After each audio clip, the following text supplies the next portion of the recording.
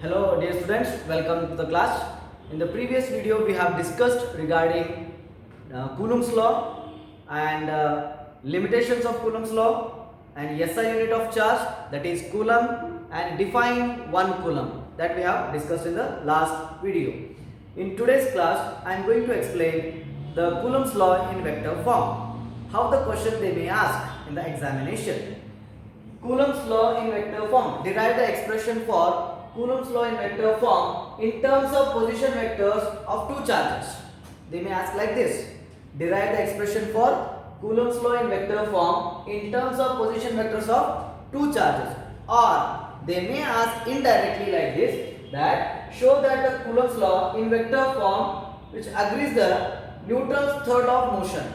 Right? Show that the Coulomb's law in vector form agrees the Newton's third law of motion, that we have to prove, right? So to understand this, we have to derive these equations here. So I considered a 3 coordinate system, x-axis, y-axis and z-axis, right? And I have considered two charges q1 and q2 which are placed in vacuum, right? Let r1 vector is the position vector of q1.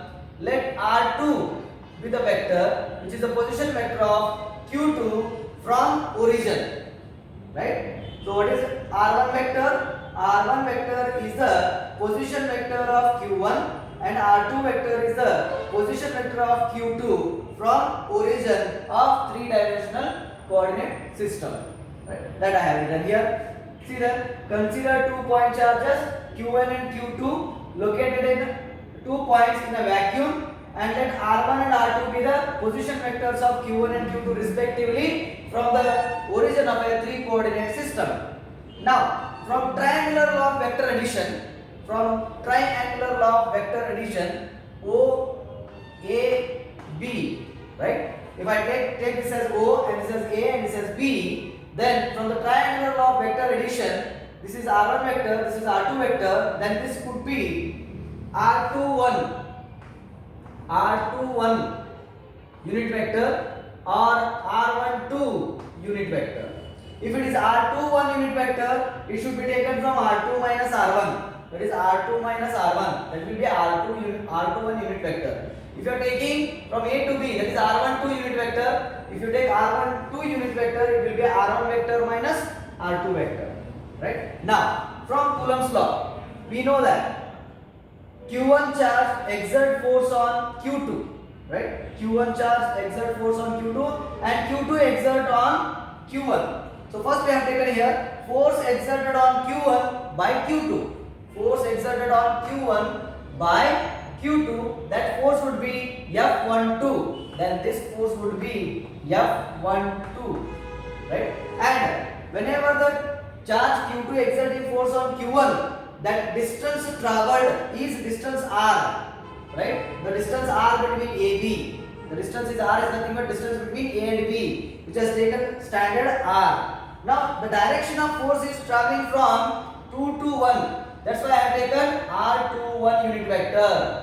Whenever force exerted on 1 by 2, the force traveling from charge Q2 to Q1, that is R21 unit vector. That's why I have written here F12 is equals to 1 by 4 pi epsilon naught. The charges are Q1 and Q2. The distance between Q1 and Q2 will be R. I have considered, that is square of the distance between the two charges, and in the unit vector direction from Q2 to Q1. Why I have taken here Q2 to Q1? Because Q2 exerting force on Q1, that is traveling in this direction of this much distance. That's why I have taken R21 unit vector. Now, similarly, Q1 also exert force on Q2. That is force exerted on Q2 by Q1. Right? At that time, force will be what? F21. Correct? So that F21 will be written as what? 1 by 4 pi epsilon naught Q1 into Q2 divided by R square, in the direction of from where to where? In the direction from Q1 to Q2.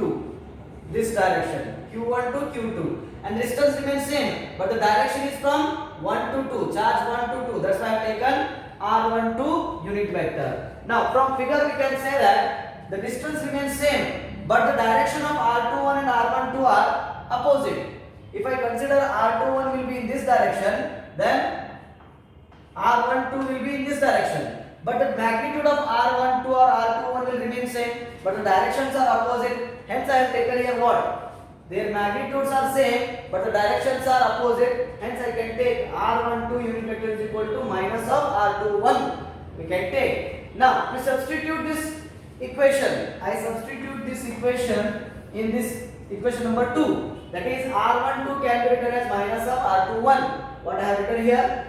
F21 is equals to 1 by 4 pi epsilon naught q1 into q2 upon r square. Instead of r12 I have written minus r21. So this minus will come outside such that 1 by 4 pi epsilon naught q1 into q2 upon r square into r21. So but what is the formula for F12? Check the F12 and this formula. Both are same, right? F12 is nothing but 1 by 4 pi epsilon naught q1 into q2 upon r square into r21.